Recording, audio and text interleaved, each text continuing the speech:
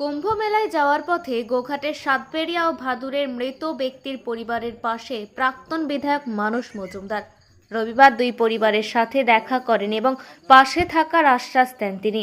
গত শুক্রবার গোঘাটের সাতবেরিয়া থেকে দুটি স্করপিও গাড়িতে করে 18 জন সন্ধ্যায় মহাকুম্ভর উদ্দেশ্যে রওনা হয়েছিলেন। গোঘাটের সাতবেরিয়ার বাসিন্দা স্বরূপ সাহা তার পুরো পরিবার ও আত্মীয় স্বজনরা ছিলেন। ধানবাদে পথ দুর্ঘটনায় গোঘাটের 3 জনের মৃত্যু হয়েছে। স্বরূপবাবুর স্ত্রী পিয়ালি সাহা ও মেয়ে আগমনী সাহার মৃত্যু হয়েছে। এছাড়াও গোঘাটের ভাদুরের তাহেরপুরের বাসিন্দা শেখ রজব আলীও মৃত্যু হয়েছে। তিনি একটি গাড়ির চালক ছিলেন।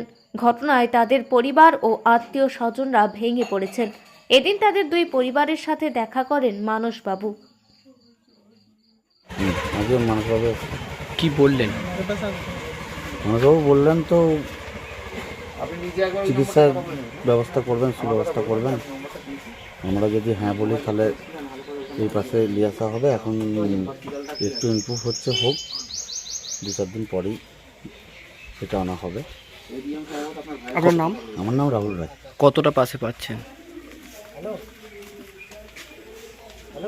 কতটা পাচ্ছি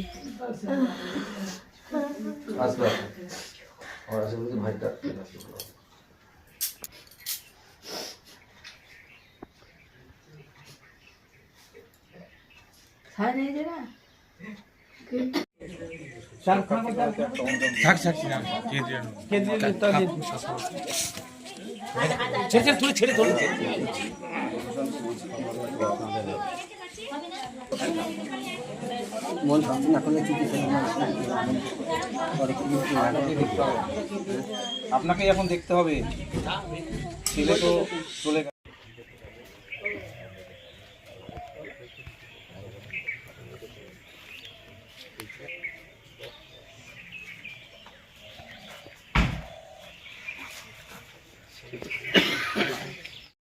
মর্মান্তিক দুর্ঘটনা এবং এটা যে কোনো কারোর সাথে হতে পারে। একই পরিবারের হিসেব মতো 6 জন ইতিমধ্যে প্রাণ হারিয়েছেন এবং আমরা বিশ্বরূপদার বাড়িতে এই মুহূর্তে এসেছি। ওনার দাদা বা ওনার বাবা মা যারা আছেন সকলের সাথে আমরা কথা বললাম। ওনার দাদাও কুম্ভতে যাচ্ছিলেন এবং তার মুখ থেকে আমরা যেটা জানতে পারলাম যে গাড়ি চালানোর ভুলের জন্য এই দুর্ঘটনা ঘটেনি। সামনে থেকে একটা গাড়ি হঠাৎ করে ঢুকে আসার জন্য ড্রাইভার আর কন্ট্রোল করতে পারেনি। কিন্তু তারপরে পরপর গাড়ি থাকলে যেটা হয়, এবং 2 জন এই মুহূর্তে ক্রিটিক্যাল কন্ডিশনে আছে, ধানবাদে ভর্তি আছে। বিশ্বরূপদা এবং ওনার শালার ছেলে, তাই তো? শালার ছেলে ভর্তি আছে এবং সেখানে চিকিৎসা চলছে। এবং বাড়ি থেকে বলার পরে আমরা প্রশাসন লেভেলের ডিএম, এসডিও, এসপি সব লেভেলে চেষ্টা করা হচ্ছে যে ওখানে যাতে এই মুহূর্তে ট্রিটমেন্টটা ভালো হয়। ওনারা বলছিলেন যে দুর্গাপুরে নিয়ে আসার জন্য, যদি নিয়ে আসা যায় তো সেখানে মাঝখানে একটা রিস্ক থাকে। সেটা আমরা বাড়ির লোককে বোঝানোর পরে বাড়ির লোকও ডাক্তারদের সাথে কথা বলে একই সিদ্ধান্তে এসেছে যে এই মুহূর্তে ওখানে ট্রিটমেন্ট হবে, ধানবাদেই ট্রিটমেন্ট হবে। এবং সেখানে একটু বেটার হলে পরে আমরা দুর্গাপুরে যে হসপিটাল আছে সেই হসপিটালে, আমরা আশ্রম হসপিটাল, সেখানে আমরা বাড়ির সম্মতি পেলে পরে সেটা সরকার সেটা নিয়ে আসবে, সে যে পদ্ধতিই হোক না কেন। তো আমরা আশা করব যে দেখুন, মানুষের মৃত্যুর উপরে তো আমাদের কারো হাত নেই, এটা বিধাতার লেখন। তো যারা এই মুহূর্তে বেঁচে আছেন তাদেরকে যাতে ভালো চিকিৎসার মাধ্যমে বাড়িতে ফিরিয়ে নিয়ে আসা যায়, এটা প্রশাসনের তরফ থেকে আমরা চেষ্টা করছি। এবং পরিবারও সেখানে রয়েছে, তার ভাই রয়েছে, এই পরিবারের সবাই রয়েছে। আবার কালকে এখান থেকে যাবে, ওনারা ফিরে আসবে। তো আমরা চেষ্টা করছি যাতে যারা এই মুহূর্তে বেঁচে আছেন তারা সুস্থভাবে বাড়ি ফিরে আসেন। মর্মান্তিক ঘটনা, সরকার পাশে আছে। মুখ্যমন্ত্রী, আমাদের ডিএম, এডিএম সবাই, ডিএমকে বলে দিয়েছে যাতে সরকারিভাবে সমস্ত রকম তদারকি করা হয়, সমস্ত রকম দেখভাল করা হয়। এবং ডিএমের সাথে কথা বলে আমি এই মুহূর্তে এখানে এসেছি।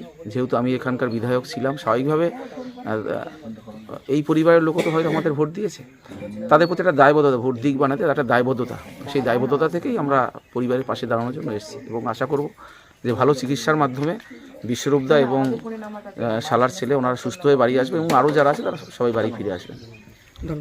এখন আরামবাগেই রয়েছে প্রাণ আইভিএফ ফার্টিলিটি সেন্টার। নিঃসন্তান দম্পতিদের মুখে হাসি ফোটানোর বিশ্বস্ত প্রতিষ্ঠান প্রাণ আইভিএফ ফার্টিলিটি সেন্টার দক্ষিণবঙ্গের মধ্যে সর্ববৃহৎ এবং সর্বপ্রথম এআরটি গভর্নমেন্ট রেজিস্টার প্রাপ্ত আইভিএফ সেন্টার এখন আরামবাগেই। অল্প খরচে আইভিএফ পরিষেবা, বন্ধ্যাত্ব চিকিৎসার এক অভিনব অধ্যায়। প্রাণ আইভিএফ ফার্টিলিটি সেন্টার একেবারে অল্প খরচে পুরুষ ও মহিলার বন্ধ্যাত্ব পরীক্ষা, বন্ধ্যাত্ব চিকিৎসা সবকিছুই হয় আমাদের প্রতিষ্ঠানে। সুচিকিৎসার মাধ্যমে মা ও বাবা ডাক শুনতে পারবেন নিঃসন্তান দম্পতিরা।